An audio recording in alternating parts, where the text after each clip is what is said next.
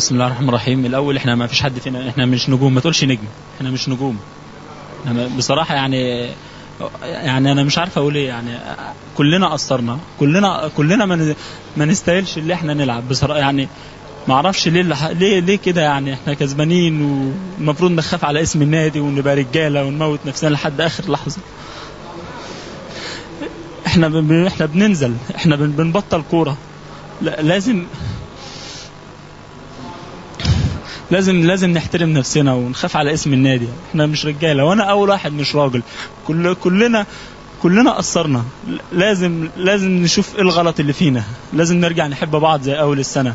احنا ما بنخسرش عشان خاطر كابتن ابراهيم مش موجود، لا. كابتن ابراهيم يعني مش معاه عصا سحريه. الراجل الدوماني بيموت نفسه عشاننا، اقسم بالله بيموت نفسه. الراجل ما يستاهلش مننا اللي احنا بنعمله ده. يعني حرام يعني. من وجهة نظرك يا محمد؟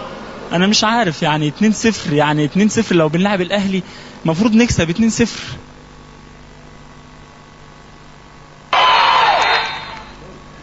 يعني هو طبعا بيتكلم اللاعب محمد رزق، بيتكلم بتأثر شديد يا استاذ سيف. طبعا وحاجه اول مره الواحد يشوفها في ان في لعيب يبقى عنده الشعور والنخوه دي. كنت عايز اقول كلمه تانية. عنده نخوه كده، عنده دم. ما هي يعني عنده دم.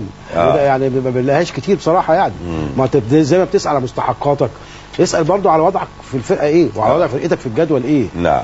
خلي الاثنين ماشيين مع بعض. بالزبط. مستحقاتي في جهه، وبرضو ادائي واسم فرقتي. نعم. فريق محله.